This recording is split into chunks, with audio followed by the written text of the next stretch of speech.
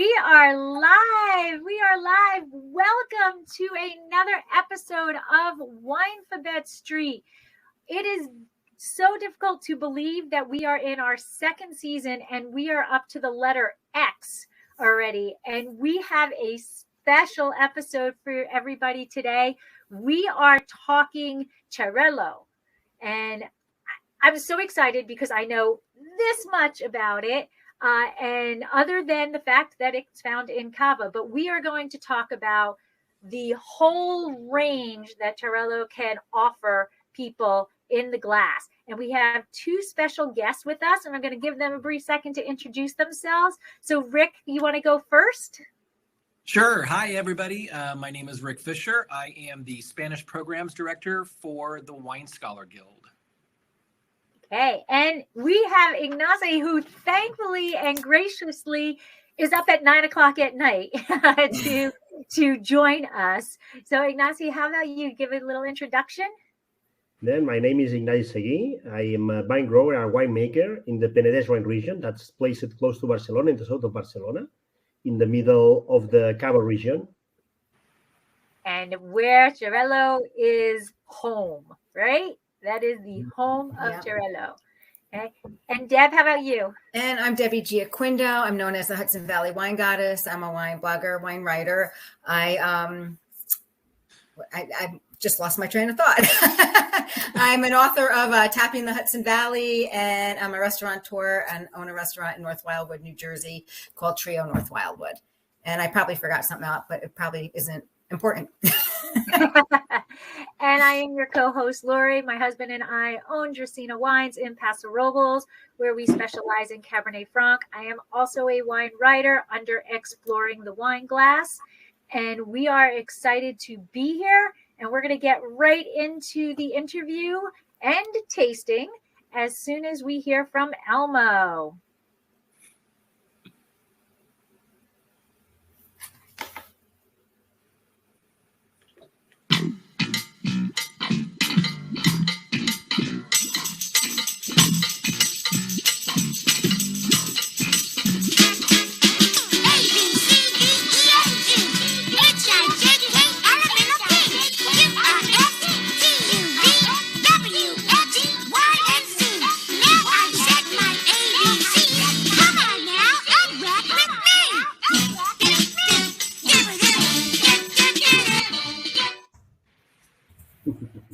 Hi. All right. I love that. Thank you. Thank you. We think that both Debbie and I agree that wine should be easy for people to enjoy, lighthearted, no snobbiness, just fun, get down to it. And kind of Elmo kind of has that opinion also. So there we go. All right. Deb, you want to start it off? Sure. I'm Debbie Giaquindo. What am I starting off with? Well, I'll go. I'll lead it. That's fine. Okay, you lead it. So we are here to talk about Xarel.lo. Okay. So the first thing that we usually always ask is just the background, how the person who we're interviewing got into the wine industry. So Rick, if you want to go first and just give us a little background about yourself, how you fell in love with wine, and really, I mean, you are specialized into Spanish wine. So how did that love and background come together? So I'm in my fourth career at this point. And my love for Spanish wine really kind of came about 15 years ago. My grandfather is from Barcelona, and so I am actually part Catalan. And I was writing a blog while I was working as a corporate banker. And so I know I'm throwing all these things out and everybody's going, oh my gosh. But yeah, so I was a banker for 20 years. And about 3.5 years ago, I got the opportunity with the Wine Scholar Guild to create the Spanish Wine Scholar program, the study and certification program. And so I left my banking career and went to work full time in the wine business. And now I can say that I actually am living my dream, and the passion for Spanish wine continues to grow. Every day I get to talk about it, and throughout my travels around Spain. And we are grateful for that, because when we started talking about a Spanish grape variety, I knew where to go. I went right to you. And Ignasi, how about you? How did you get into the wine game? Then my family has been working and vine growing on the same place that me from 1405. I'm the 23rd generation vine growing. And we... Whoa. We need to backtrack Amazing. and repeat that. Yes, more than 600 years, my family has been vine growing on the same place, on the same vineyards. And That's incredible. That really is absolutely incredible. And looks like young, but yes, we have a long tradition on vine growing, and I think that in my DNA we have Xarel.lo inside, no? And especially on the region, we fell in love with the passion of our family working there, and this is the reason why I decided to continue the tradition, to work the vineyards and start winemaking, because we start bottling winemaking in 2010, because before my family has been selling the grapes and selling wine, but not bottled. Yeah? They were selling. And from 2010, I arrived to the state, and my father stopped vine growing, and I started vine growing, and I decided to start winemaking with the plots that we have.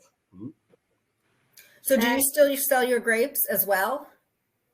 We are managing 30 hectares of vineyard, and we are using 12 for us, and we are selling grapes to another wineries yet. Okay. Mm-hmm. That is so amazing, because for us to hear a fourth generation is such a big deal. So that is the oldest I've heard of of generations that are just involved in the wine world. It is mind-blowing and phenomenal. So I'm honored to have you here and to share your knowledge and experiences with us. And it's pretty amazing, the same plot of land, family, and just the history. You can't get that anywhere. I mean, such rich history. And Rick, thank you so much, because you're the person who made this connection. So thank you for getting this for us. You're welcome. So let's get into Xarel.lo. So first, we want to make sure that everybody knows how to pronounce it, because it is also a unique spelling, right? We see it a couple of different ways. We see it Xarel.lo, Xarl-lo, and then just no dot or hyphen. Right. So what is the correct spelling? What is the correct way to say it? I don't know who wants to answer that one, but Ignasi, since you're the Catalan, why don't you tell everybody the exact pronunciation, and I'll talk about the spelling part of it. Sí. In Spanish is Xarel.lo in Spanish. In Catalan is Xarel.lo. It's quite similar, but finished in O or in U is the big difference between in Catalan and Spanish, but it's the same. And so the interesting thing about the way that it's spelled, because one of the things that I came across when I was researching Spanish Wine Scholar was just this exact question that you asked. And apparently in Catalan, there is a raised dot that doesn't exist on most of our keyboards. Mm-hmm. And so it's actually like it kind of sits a little bit lower than center. And so what ends up happening is you've typically seen the dot, like a period in the spelling, the same thing, or the dash. I've also seen it without either. And so, a lot of times in the legal documents for some of the Catalan DOs that use this grape, you will see it multiple ways. Sometimes they will do multiple spellings just so that people, there's no question as to what it is. All right. So that does make sense. That's why there's a hyphen in some things, because that would be where that hyphen is pretty much where that raised the dot. Exactly. Mhm. Yeah. Exactly. We use the dot between two L's just to pronunciate the L longer. Xarel.lo. Okay. Ah, When the L is longer, we usually use the L dot L. eh? But it's just to identify that this L sounds longer than another one. It kind of just like rolls off your tongue. Well, the other thing too is if you think about it Hello. in Spanish, two L's together are a Y sound. And so it does force you to realize that it's a harder L, Xarel.lo, versus right. Xarel.lo. And so that would be another reason why you see that distinction like that. Mhm. Oh, that's right. I didn't Interesting. even think about that, but that's true. The double L is a whole different pronunciation. Nothing like starting out a webinar or a podcast with an etymology, lesson. But I'm sure so many people, I mean, including myself, and I look at that, I mean, I said right off the bat, I know I'm not pronouncing this right. How do you pronounce it? Because I would say Xarel.lo, not Xarel.lo. Right. You know? And then when I reached out to you, Rick, and I put the dot, the period, and when you wrote back, I think you did the hyphen or reversed it. And I was like, oh my gosh, I spelled it wrong. And I'm asking you now. So it was good to know that it's kind of accepted all three ways, but now we have a reason for it. So I like it. In the word Xarel.lo, there's a famous sentence about a writer, no? During an important wedding here in Catalonia, there was a periodista. I don't know in a reporter. A reporter that was explaining the wedding, and she says, and for the dinner they are gonna drink wine, a cava with macabeo, parellada, and Xarel 10. Because in Spanish doesn't exist L.L, and she said Xarel 10, no? like Chanel. I love it. That's awesome. That's awesome. Now, before we get into the actual, really get down into learning more about Xarel.lo, it is time to drink. I'm sorry. Yes. It's time to drink. So if we can just raise a glass, and the first thing I want to show is the difference between all four of our Xarel.los. And then maybe we could go a little bit into the wines we have. So I have a still. Debbie, you have? I have a cava. I have Campo Viejo cava, which is 40% Xarel.lo. Okay. And mine is Morania's 2019 Stella Creato, which Ignasi knew what it was, so he can talk more about this wine than I can. But I want to show how light it is, okay? Because now Rick has... I have an orange wine from La Bestia, which is from Alella, which is one of Spain's smallest wine regions. It's just north of Barcelona. And it's in Catalonia, they also call these brisats, which is the term for orange wine. Mm-hmm. And I have a sweet wine from Vinyes Singulars, my winery. It's a sweet wine of the light harvest, natural sweet wine.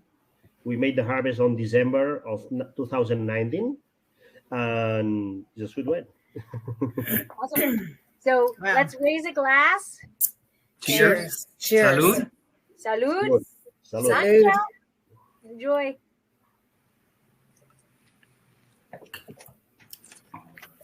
All right. So let's talk. Go ahead, Deb. No, go ahead. No, I was just going to say, let's talk about the grape. I think we were on the same page. Yeah. Michael's here. He was running late. I'm monitoring the chat. That's why I was spaced out earlier. But no, go ahead. I'll start off with the question. Where is Xarel.lo mostly found? Is it found just in one region, all over Spain, or and does anybody outside of Spain grow the grape? So And this is actually, it's funny when you're trying to research where grapes are and everything, it is never easy. The data is either virtually non-existent, or, sometimes it conflicts with each other. But from what I could find, there's about 9,000 hectares of, now this is a few years old. And so as Xarel.lo continues to grow, especially in the Penedès region, those numbers might be a little bit higher, but about 9,000 hectares, and 99% of the grape is grown in Catalonia. It is truly a Catalan grape. When I was doing my research, I did find that there are possibly minuscule plantings of the grape in France and in Chile. But in France, they showed, I think this was from wine grapes from Jancis, and it was like 0.1 hectare in France. So, I mean, and that, that's always, again, that data is a few years old. So they could have been grubbed up at this point and they're gone. But, truly it is a Catalan grape, and that's where it thrives. Mm-hmm. And then, so since we're talking about Catalonia, can you tell us where? So somebody who doesn't really know the geography of Spain, like where is it located, and like what is the climate there? Like, how does somebody get there? Give us the lowdown on it. So it's actually, I mean, Catalonia, I think, if you look at Spain, Catalonia is the northeastern kind of triangle of Spain, and super easy to get to. You fly into Barcelona. The regions that we're talking about right now are basically the region that's just north of Barcelona, and then the region that's just south of Barcelona. So to get there, it's actually not difficult. Alella is about 30-minute drive from Barcelona, and the Penedès and Cava regions are about 45 minutes on the train, Ignasi, from Barcelona. Mm-hmm. Yeah, so actually quite easy to get to. Climatically, along the coast, more or less, it's mostly Mediterranean. In some of the areas, though, in Catalonia, when you move in a little bit, they can get a little continental, and even in Penedès, you can, as you go into the more inland areas, you get some hints of continental climate, but for the most part, it is predominantly a Mediterranean climate. Okay. Awesome. Okay. And then, Ignasi, on your vineyard site, like what are the soils like? In the Penedès Rhine region, the soils are. Penedès is a big valley, and the clay is there. We have a lot of clay there, especially in the region where we are. No, but there are some other places with a little bit of limestone, but it's basically clay. Deep soils, but that don't. If it rains a lot, the water runs. No. Okay. But it's mostly calcareous and clay. Calcareous Okay. and clay. Mm-hmm. Okay. Where we are. This is. And that's so if Xarel.lo is the home there in Penedès, then that's really what it likes. That's the soil it grows the best in. That's what it's craving, that type of climate. Yes, well, Penedès, Xarel.lo grows in different parts of Penedès, because Penedès has some different zones, because Penedès goes from the sea to arrives to 30 kilometers inside, 40 kilometers inside, and goes from the 20 minutes from Barcelona, 1 hour far away from Barcelona. It's a quite big region with 30,000 hectares of vineyard, about 26,000 hectares of vineyard. And it means that we have the sea. There's the small mountains between the center zone of Penedès. There's the center and surrounded by mountains too. But the Xarel.lo grows mostly in the part where we are, from the part where we are to the sea, not more inside. Yeah, I read somewhere it won't grow well in elevation. It prefers, I guess, like a valley floor rather than up I high? think that grows. Xarel.lo is a we have no problems growing the Xarel.lo. Okay. Xarel.lo grows everywhere, but the tradition of the region makes that Macabeo is mostly placed in a zone, and Xarel.lo a little bit higher, and Parellada higher than the other ones. No, but I Okay. think that's more a tradition that situation that doesn't allow the Xarel.lo grows in a high altitude. In fact, Penedès, we go from 0 meters up to the sea to 600, but we are Okay. mostly at 200 meters. Okay.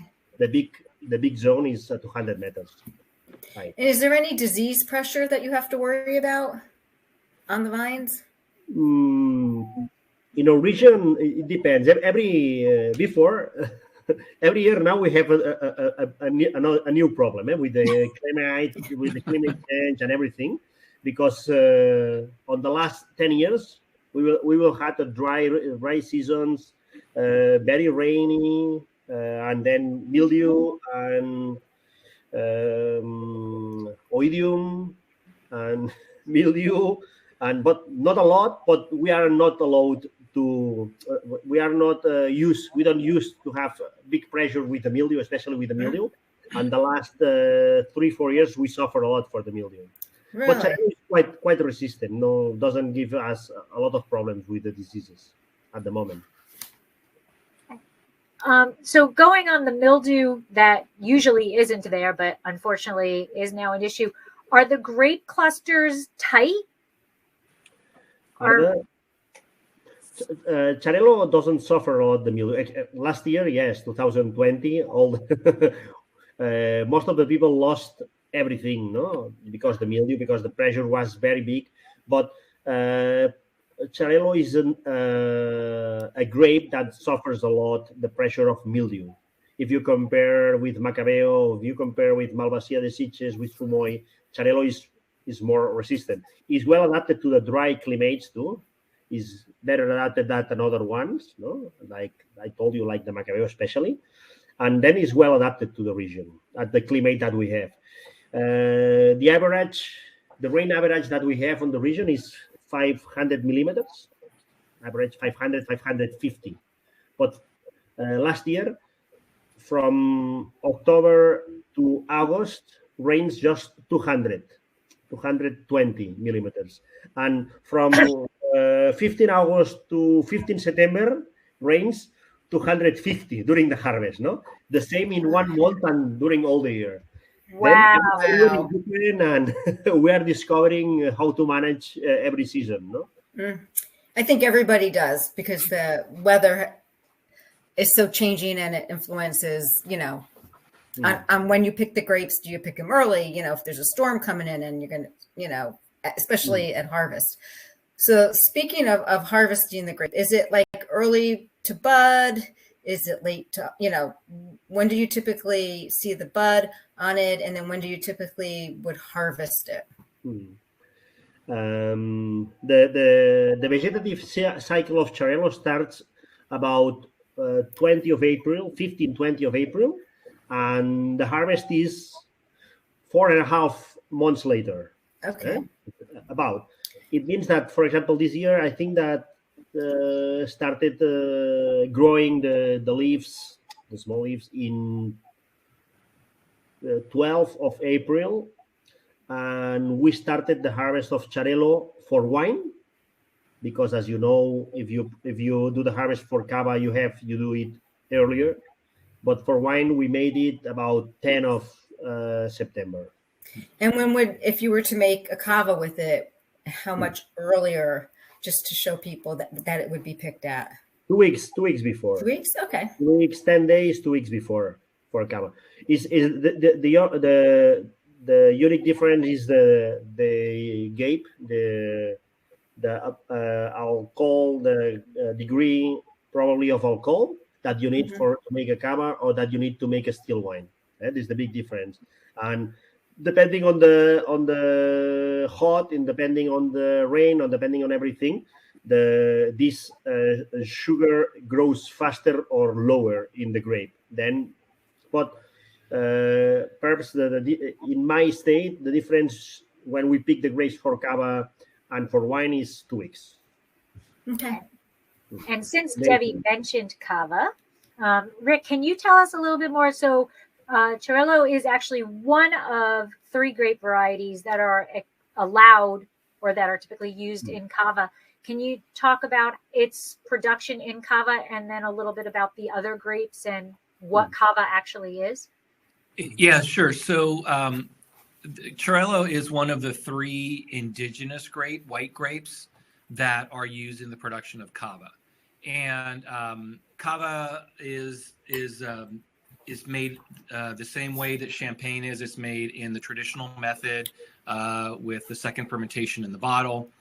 So by any comparison, cava is more like champagne than it is like prosecco, because prosecco is made in the tank method, and but everything here happens within the same bottle. And so much like champagne, you have different aging regimes. And for example, cava in particular, very basic cava requires 9 months of aging. And then you do have other levels. There's a new classification system right now in cava, which is also kind of kicking up the aging. So you'll have a reserva at 18 months, you'll have a gran reserva at 30 months, and then you'll have a paraje calificado at 36 months. And so this is, so that's where you see a lot of that similar. Now, a lot of these producers will age quite a bit longer than that. One of the benefits of Xarel.lo and Macabeo both is that they both help promote aging. They're both good age-worthy grapes. And so the other 2 grapes that are in the traditional cava blend, which I don't know, Debbie, if you have all 3 in your. I do have all 3 in mine. So you have Macabeo, which is the most planted cava grape. You have Xarel.lo, which is second, and I think you said that one was 40 in yours. Xarel.lo was 40, and the other 2 are 30. Parellada, which is the least planted of the 3 cava groups. They also are authorized to put Chardonnay in as well as Malvasia, but that one's very, very minor in there. But really, truly, cava is a combination of typically 2 to 3 of those indigenous grapes. Okay, so it doesn't have to be all 3. No, it does not. It's the tradition. I mean, they're the 3 indigenous grapes. When cava was first created, and back in the 1870s, it was actually made using French grapes. And it wasn't until 1888 when the first true cava made from indigenous grapes was actually created in Spain, in Catalonia. Awesome. Interesting. Yeah. Very, very, very interesting. Because I do see some cavas that are also produced with other grapes as well. Yeah, exactly. So that's where you could have some Chardonnay, you could have some Malvasia. Then you have the rosé cavas, where you have 4 red grapes that are authorized to produce in there as well. And so one of the benefits of Xarel.lo in the blend is that it does add some ageability, it adds freshness, it adds body, there's acidity to it. And it's one of the reasons why it's such an incredibly versatile grape. I can honestly say I have never seen parellada done in a sweet, a sparkling, a white, and an orange wine, Macabeo, I would say people have tried it, I'm sure, because it is the most planted grape. But Xarel.lo really adds so much to the cava blend. Do we know the parents of? I'm blown away that by complete chance, because it wasn't planned. Nope. That we have 4 people on the podcast, and we have 4 different expressions of the same grape, and so I can't wait to go dive into that a little bit more. But go ahead, Deb. You totally lost my train of thought. I got your question, Debbie. It is the parents. Yes, the parents. Was the genetics. And I love it's funny because going through and researching this particular question, because I'm always fascinated as to how grapes become great, who they are. And so the male progenitor grape is a grape called Brustiano Faux. It is a French grape that is no longer around. And the female progenitor grape is a Spanish grape called Xarel, which is also Gibi from North Africa. But it is in Andalusia, it is a huge Spanish table grape. What's even more fascinating was these same two grapes are the parents of also Macabeo. So two parents of the same two grapes created Xarel.lo, and the same two created Macabeo. And all I could think of was like, my sister and I have the same parents and we're completely different people. And how did that happen? You know? Exactly. How does that happen? I don't know. It's absolutely fascinating how like certain genetics within a vine will, I mean, I'm assuming will, you know, I am by no stretch of the imagination, you know, a viticulture. So I, you know, or a DNA analyst when it comes to this, but I thought it was fascinating that those two grapes, and also, so the Andalusian table grape is also the one of the parent grapes of Airén, which is the most planted grape in Spain, also a white grape that's predominantly used for brandy, as well as Pedro Jimenez. Wow. Wow. And all natural crossings. All natural crossings. As far as I know, yes. Yes. Wow. I wonder if the field where they crossed and made Mancebo, I probably don't pronounce Macabeo. I wonder if the soils and elevation had anything to do with it. It could. That might be. Maybe we do that for season 3. Yeah, we research that. So again, microbiologist, a lot of genetics in my undergrad work. Like my brain is going Punnett square, and what is a dominant gene and what's a recessive gene in the grapes, and just how that works. Like there's got to be recessive traits within both of those vines, where in one situation it crossed and it happened, and then in the other situation the two recessive genes came together. Or just like we can have, and I hate to relate it to this, but it's the easiest way to say it, just how humans can have birth defects because of a spontaneous mutation during the conception, basically, where the DNA just mutates a little. It just mutated, you know, spontaneously at that time. So, my science brain is going. Oh, I just thought it was fascinating, though. I mean, the more I started researching it, the more I kept digging.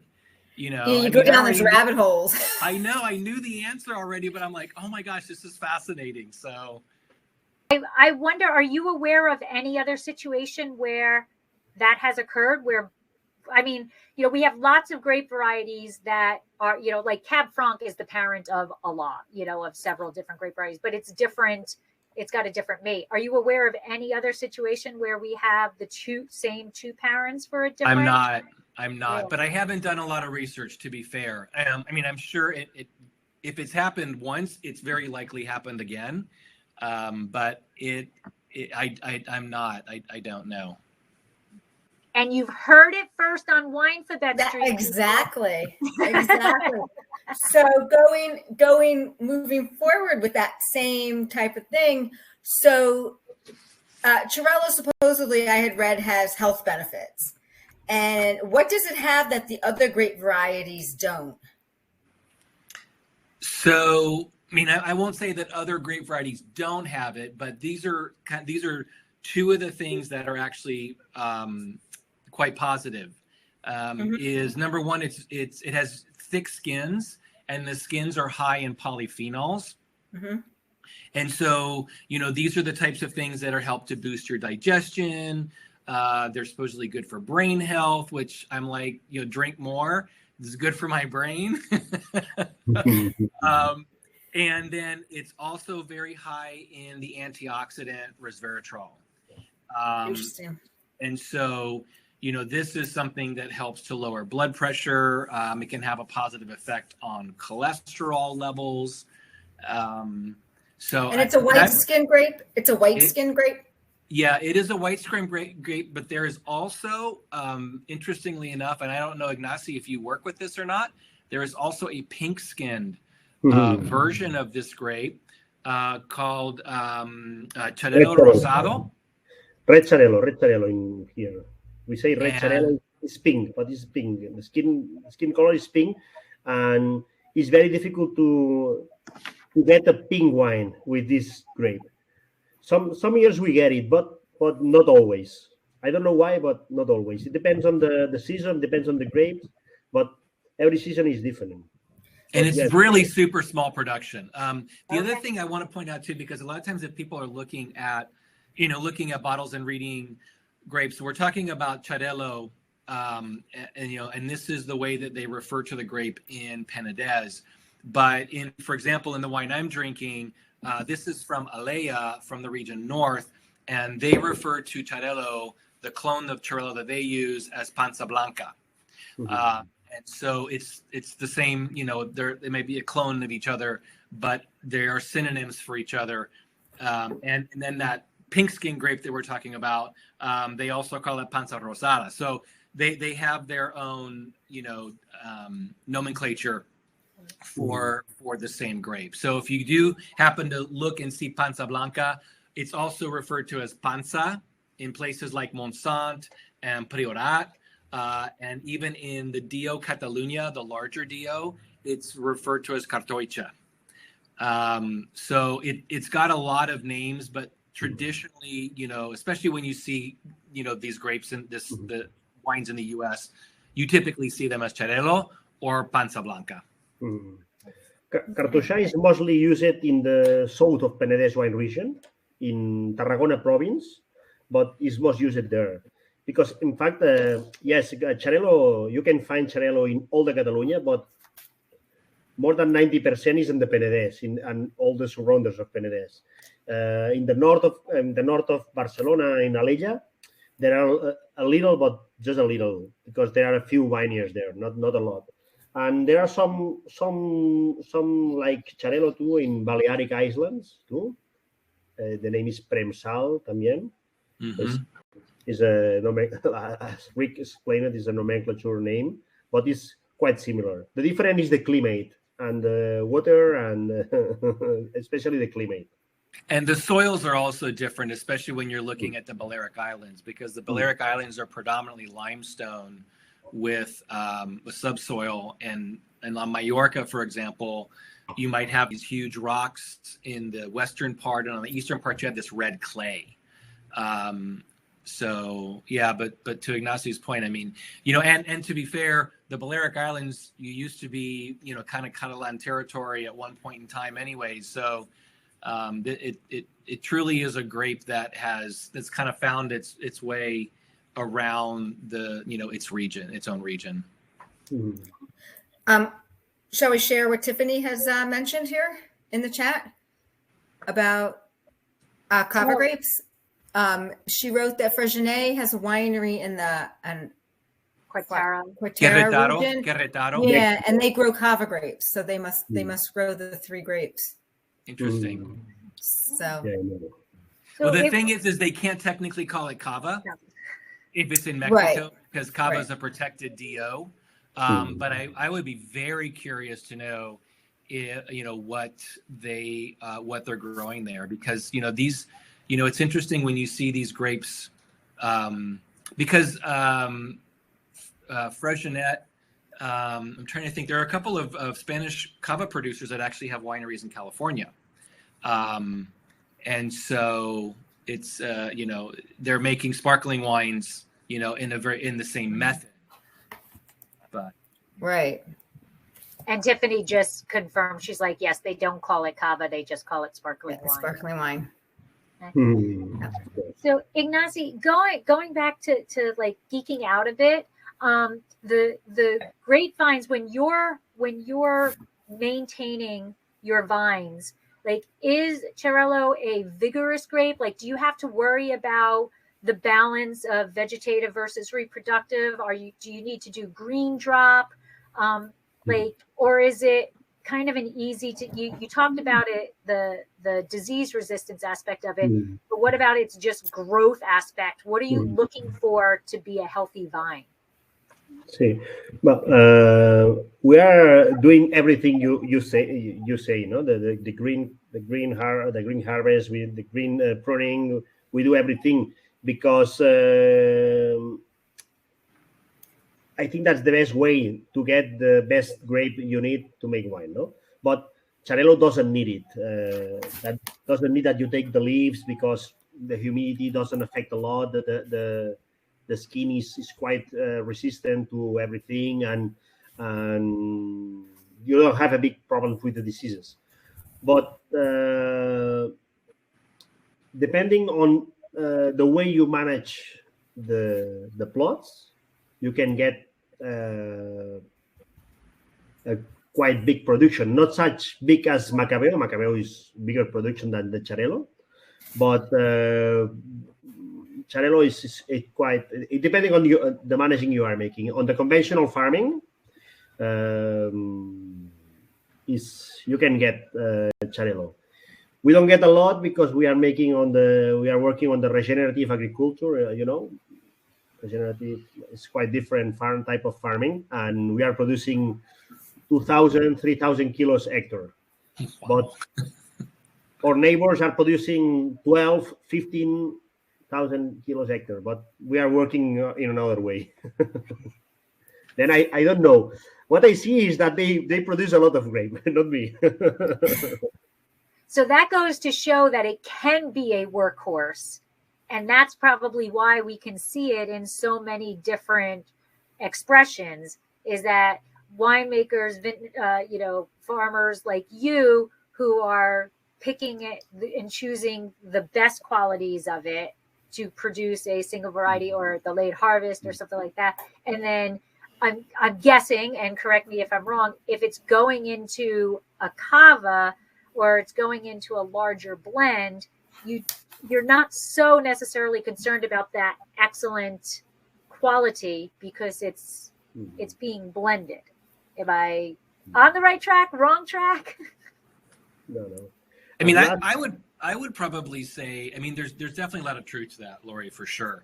But I think when you start to look at some of the really top producers, that doesn't become as much of a concern. They're more concerned about the quality of every grape that goes in because it's a reflection of the wine that they're producing.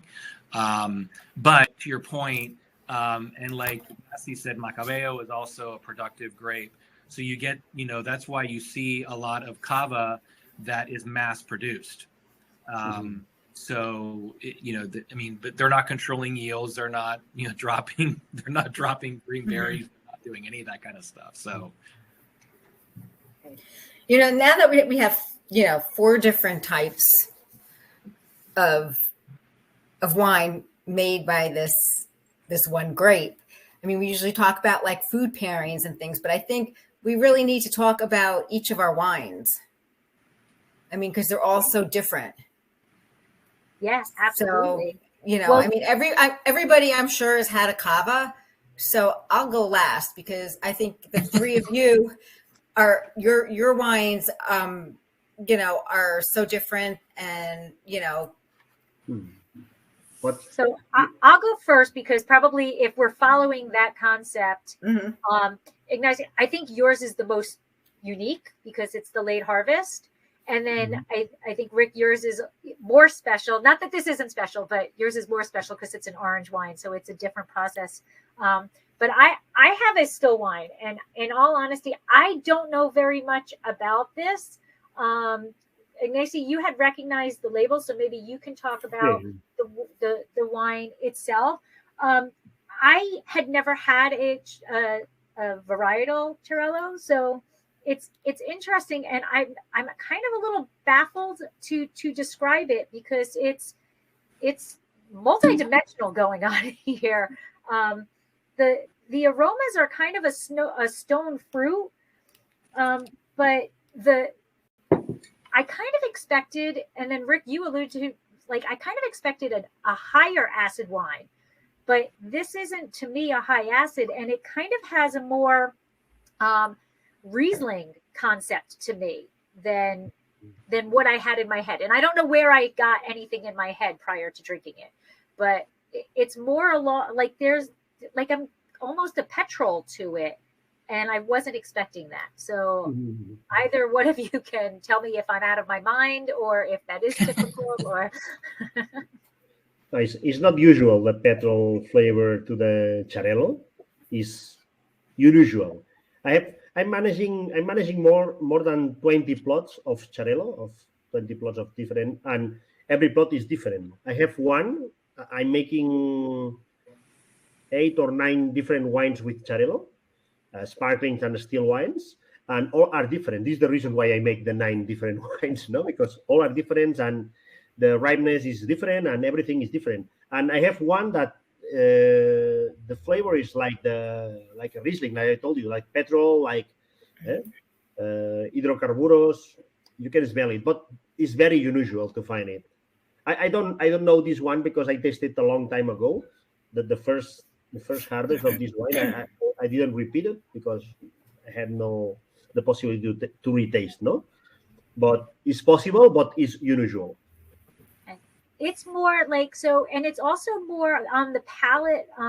It's more of like a Viognier. It's kind of, it coats the palate more than zings the palate. So what if somebody, maybe Rick, you can talk about this a little bit more. If somebody is purchasing a bottle of single varietal Xarel.lo, what should they be expecting? Like what, I mean, I know Ignasi just said it comes in different types, but like what we can see here in the United States, what should they expect? Yeah, I think the wine that you have, Lori, is probably fairly representative of varietal still, stainless steel produced Xarel.lo. And I mean, Xarel.lo does tend to add, remember we talked about the fact that it adds body to that's kind of those Viognier aspects that you're talking about where it's mouth coating. It also tends to have a little bit of a waxy texture to it as well, but it does, from what I've seen, it tends to be in like the medium plus acid, range. So I think that's, which in my opinion makes it a quite versatile wine for food.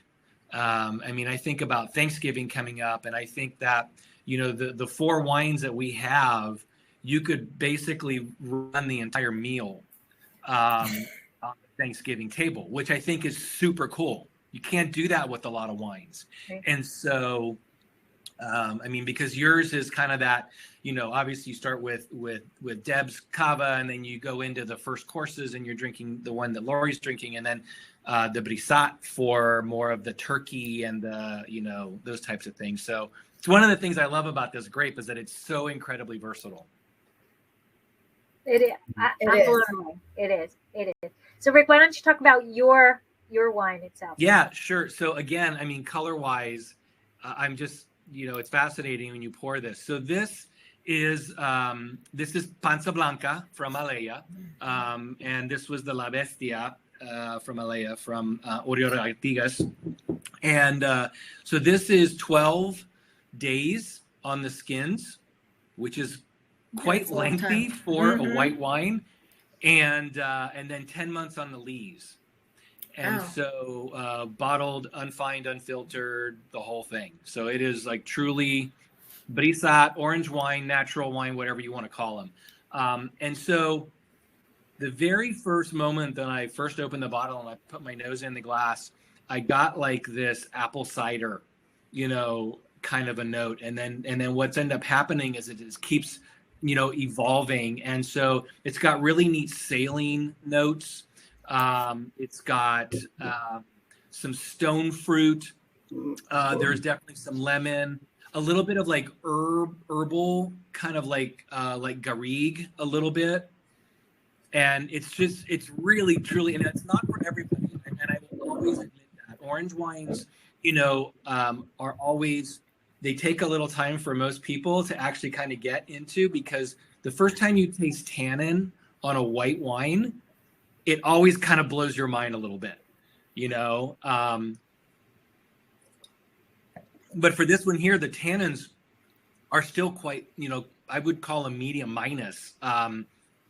they're not. I mean, it's definitely just more of that textural complexity that you get with this particular wine versus having, a white, an orange wine that has really, massive tannin. Like, I mean, some of the wines that I've had from Georgia, I still find it hard sometimes to kind of get through some of those wines, but this one is just absolutely spectacular. It's a beautiful expression of this grape in a very different way.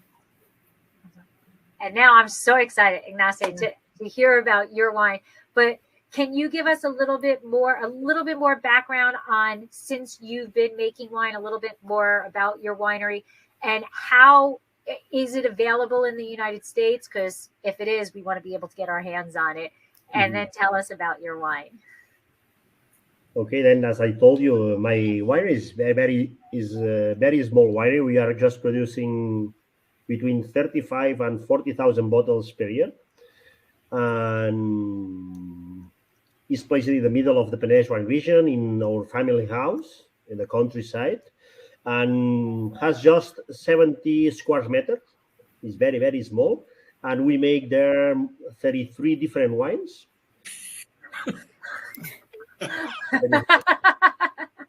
We have all the letters of the alphabet. We have all the letters of the alphabet. No, because we are managing 12 different grapes, all indigenous grapes, and we make a wine from every plot. And we make a sparkling sped nuts, just one fermentation ancestral method, and still wines, white, rosés, claretes, whites macerated with red skins, and too much things. How are you awake right now? No, this season is so quiet now. I'm waiting. Yeah, I know, that's what I'm saying. You need to catch up on your sleep right now. Yeah, no, but now the season is we are waiting to bottle because now we have a few wine from the available now from the last harvest, and we do what we feel, what we love, and we enjoy doing it. And we make a lot of wines because once a time an old man asked me, okay, how old are you? I was 40, and now I'm 45. No, I was 40, and he told me, okay, then if you are 40, if you are a farmer, you can be working. You can be retired at 70, not more, because you will be totally broken. And he said to me, you just have 30 opportunities on your life to make wine, because you have one opportunity per year. And then I recommend you that make as much wines as you want every year, because if not, you are losing a complete wine, and an opportunity to make it. And this is the reason why we decided to make what we feel. We make a lot of wines. We make field blend wines too, because all the plots that we are planting now are mixed vines, and we pick the grapes all together and we make the wine. The coupage is a grape coupage that comes from the vineyard, and we make. That was great advice. We work in clay amphoras. We work in chestnut barrels, inox, in demijohns. We work. Wow. Different style. Chestnut barrels. That's awesome. Different style. Yeah, chestnut. We just work with chestnut, big chestnut barrels from 500 to 1,000 liters. Wow. That was great advice that man gave you. That was really great advice. Don't miss out. So tell us about what you have in your glass. Okay, what we have in our glass is a wine that we just made once a time on 2019. I think that we won't repeat never, because it's very difficult to make it, and because in the region where we are, it's very difficult to make a wine on this way, because usually after the harvest starts raining a lot, and it's not possible to keep the grapes on the plant and get the dry grapes and a little bit of botrytis, no? Usually it's acid botrytis if you left the grapes in the vine, and you can use it. And it's a natural sweet wine. We picked the grapes between November and December of 2019. In every 2 weeks, we went to the vineyard and picked some grapes. and we finish the harvest on 23rd of December. Wow. It's just 9.5 alcohol degrees, 220 grams of sugar that comes from the grape. Is sugar not fermented, and is fermented in inox, and then is aged in a demi-joans of 54 liters. And we bottle when we have an order. We bottle one demi-joan, 100 bottles, and when it's finished, we bottle the other one. And it means that now we just bottled 3, and we have 5 more. It means that we will have wine for for a long time yet. That's actually brilliant to like Yeah. not bottle the whole thing. When it's a late harvest, it can, like it can sit there and not really, you don't need to bottle everything at the same time. That's actually brilliant. All at once. Yeah. Yeah. So do you just sell this particular wine out of your winery? See, I drink a lot of this wine. Oh, so but- it's for yourself. we got this now. We got this now. So when you're out of your stock, you bottle more. We got it. I try to sell some bottles. In USA, I have an importer in Virginia, Richmond, that is representing us in all USA, and now we are selling in Virginia, in DC, and then we are selling in Washington State, in New York, in Arizona, and Miami, and that's all. And I think that we sent 24 bottles of this wine to USA. Then good luck. If you wanna find one. We need that connection. Yes. We need to call and say, well, we spoke to Ignasi, and I don't know. He said we can He get said- a bottle. He said you got 24. What happened to them all? Where'd they all go? The name of the company is Native Selections. It's placed in Richmond. He's a good friend. This January, he's gonna come to visit us. He comes twice a year here to Paredes and stay at home with me. And I usually come to USA once a year to visit him and some customers too. All right. Well, if you come to the USA, we can do a wine dinner Yeah. at our restaurant. Why not? Yeah, For sure. absolutely. I love Absolutely. traveling. I love discover new places, meet new people, and it's for me it's something good. If that's the best of winemaking is travel a lot. Is what I try to do. We are selling this year. We sold more than 80% of the production outside Spain, Oh, that's great. Wow. and Wow. because we love traveling and we meet a lot of people everywhere and good friends, and it's what we do. And talking about the wine, I think that Xarel.lo is a good grape to make a sweet wine because it has a good acidity. That is sometimes a sweet wine with 120 or 220 grams of sugar is heavy, but with acidity of the Xarel.lo that is concentrated, losing the water because it's dry grapes. In this case keeps the acidity, and then as we work with no sulfur too, we have a little bit of volatile acidity. It's quite normal in the sweet wines too, in the sweet natural wines, and it's very fresh.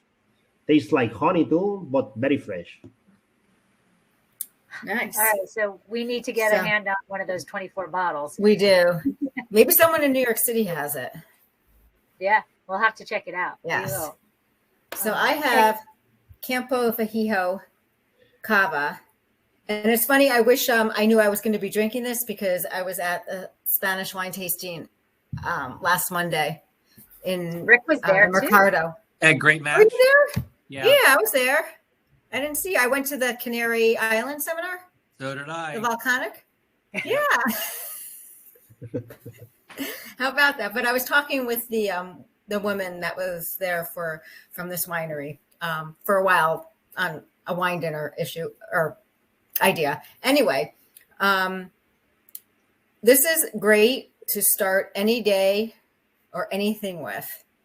We're actually having a Bubbles and Birds dinner at our restaurant in a couple weeks, and wine's going to be paired with courses.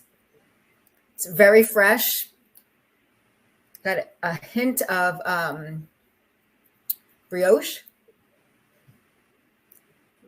maybe some citrus on the nose.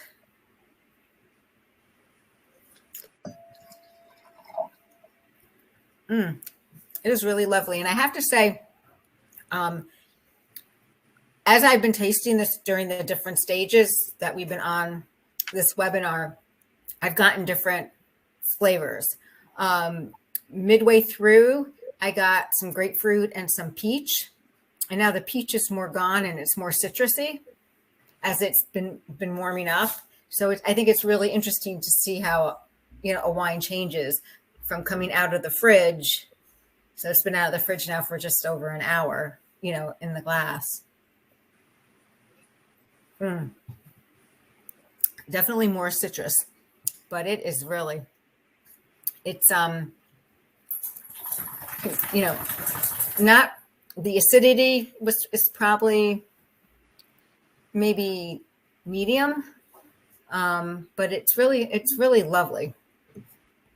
And it's almost 5 o'clock, so then I can finish the rest of the bottle.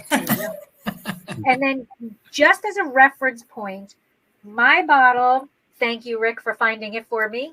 Mine was $16.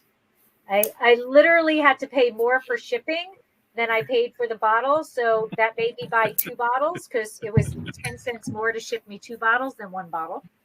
I will tell you that mine, my husband, I think, paid $12 or $13 for it, but the SRP is $10.99. Okay. Yeah. And so, Rick, what about the mine is in the $50 to $55 range. Okay. So again, it shows that you can get this grape variety across the spectrum of expression and wallet. yes. Yeah, absolutely. Yes. And when you think about the 12 days on skins and the lees and all that, it explains why it is a more expensive. It's also, just so you know, this is bottle number 26 of 2,080 bottles. Oh, an actual numbered bottle. I mean, literally, they put it on the back of the. Very cool. I like when people do that. Yeah. So and the vineyards, if you visit the vineyards that owns Oriol Artigas in Alella, you will understand the price because it's a heroic farming there. They are working all by hand, no tractors. It's very, very hard to work there. And very old vines. And I think that's the difference.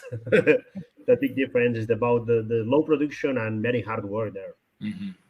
And usually we talk about the different food pairings with the grape. But since this grape is produced in here 4 different ways, I mean, we have tons of food that this could be paired with, anywhere from the beginning of the meal to the end of the meal to dessert. I mean, the sweeter wine would be great with an apple pie. Yeah, so that was going to be my question, Ignasi. What do you like to eat? What do you like to eat with that, or are you just enjoying it as the end of the evening?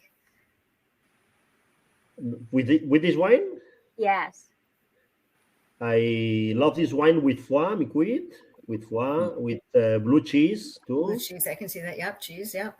Like the cava with cheese, but I never drink this wine with sweet food too because it's too sweet for me. Too sweet. I prefer the contrast between sweet and dry and. Yeah. So we are at our hour, and we try not to take up too much time of our guests. So, but Ignasi, before we go, can people come visit your winery? Are you open for visitors? Yes, of course. We have no visitor center, but if you come from USA, all of you are welcome. I have no website, but if you look for me in Instagram, you can send me a message. A lot of the people that contact me comes from Instagram. Vinyes Singulars in Instagram. Okay. You can find me, and everybody is welcome at the winery, and we will enjoy some time together there. I will see you in February, Okay. Ignasi. I'm coming to Barcelona for Barcelona Wine Week. So. Okay, I'll be there. I'll be there. Mhm. Awesome. Okay. And Rick, just give me 1 second. I want to put this up. And you can tell us a little bit more about how people can learn more about the Spanish Wine Guild. And this is not working, sharing, Deb, but it's not sharing. It says stop sharing. Yeah, no, but you're not seeing it, are you? No. I can talk about it, Lori. It's fine. Okay. Yeah. So as I mentioned at the beginning, I work with the Wine Scholar Guild, and I created a program. Our organization works with the wines of France, Italy, and Spain, and I wrote the program for Spain. It's called Spanish Wine Scholar, and basically what it is, it's an tremendously in-depth course on the wine regions of Spain. We cover every wine region in Spain. The manual itself is over 300 pages. It's really a great reference manual. It's the most in-depth resource on the wines of Spain that you can find. And so I teach the course online through the Wine Scholar Guild. You can find that if you go to Instagram at Wine Scholar Guild, or you can also find it on my Instagram where I am the Spanish Wine Guy. And so always, and you're welcome. As just as Ignasi said, if you ever have questions, just feel free to message me and I can get you more information. But if you go to the winescholarguild.org, winescholarguild.org, you will see the next online class starts middle of February, and I'll be teaching that as well. So. And I did just go to the site, so I'm going to put that link into the chat and be sure to put the information into the post when we post it. And Ignasi did put his his Instagram. Yeah. And we'll include that also. And Rick, Jean is here, and they're stating that your course is incredible with 2 exclamation points. Thanks, Jean. Completely unsolicited, everybody else. Completely unsolicited. Thank you.